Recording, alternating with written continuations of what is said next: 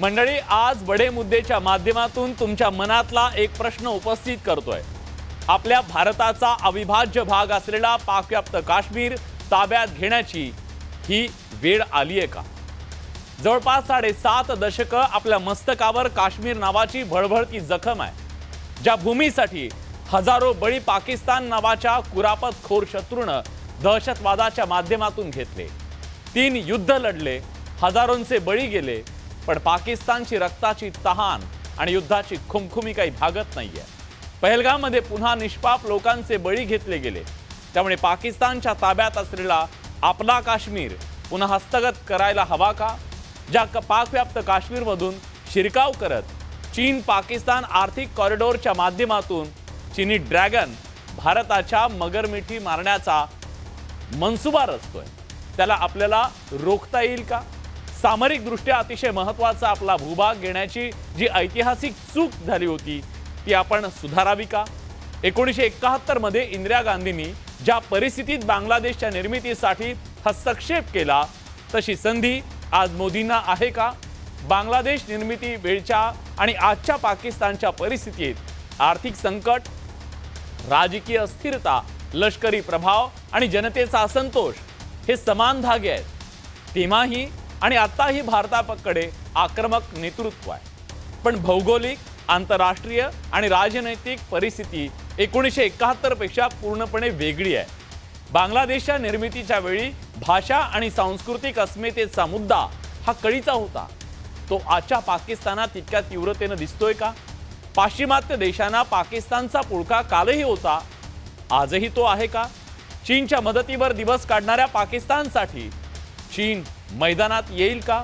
आज पाकिस्तानच्या अंतर्गत राजकीय अस्थिरता आहे, तिला गती देत पाकिस्तानचं विघटन आजच्या घडीला शक्य आहे का? अशा वेळी थेट लष्करी हस्तक्षेप करावा, लष्करी कारवाई करावी की कूटनीती आणि आर्थिक दबाव तसंच मर्यादित कारवाई करावी?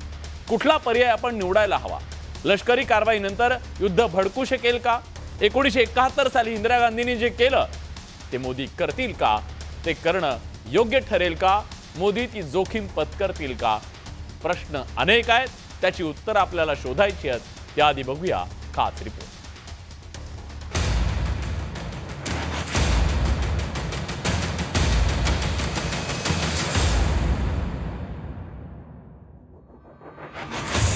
युद्धाच्या वल्गना करणारा पाकिस्तान अंतर्गत बंडाळीमुळे सध्या जर्जर झालाय।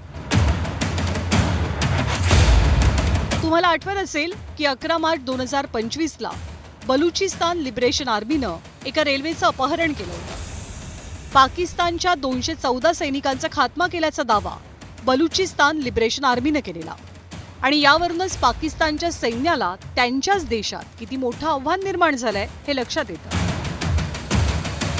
पाकिस्तानातील कोणते 4 प्रांत स्वतंत्र होऊ शकतात तेही आपण पाहूया। बलुचिस्तान, पख्तुनिस्तान, पंजाब आणि सिंधमुळे पाकिस्तानचे 4 तुकडे होऊ शकतात। तर पाकव्याप्त काश्मीर हा भारताचाच भाग असल्याचं सरकारनं आधी स्पष्ट केलंय।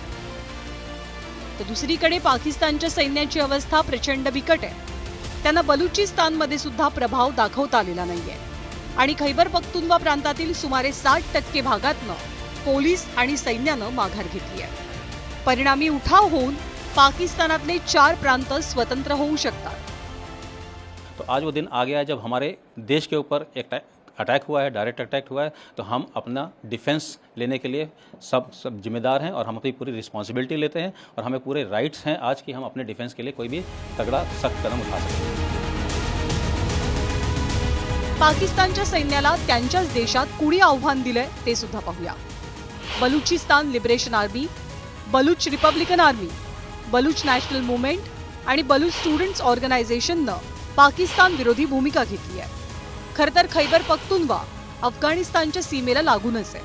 भारत आणि अफगाणिस्तानचे मैत्रीपूर्ण संबंध पख्तुनिस्तानच्या निर्मितीसाठी फायद्याचे ठरू शकतात। पाकिस्तान उसना उसा आणून युद्धाच्या घोषणा करतंय तर खरं, पण सध्या पाकिस्तानवर 70 लाख कोटींचं कर्ज आहे। परिणामी युद्धामुळे आधीच भीतीला लागलेल्या पाकिस्तानवर पुन्हा एकदा जगासमोर कटोरा घेऊन जाण्याची वेळ येऊ शकते। त्यामुळे आता तरी पाकिस्तान सुधारणार की नाही हा प्रश्न निर्माण झालाय. आणि जर पाकिस्ताननं आगळीक करण्याचा प्रयत्न केला तर 4 नवे देश अस्तित्वात येऊन जगाचा नकाशा नक्कीच बदलू शकतो. Bureau report, news 18 Lokmat.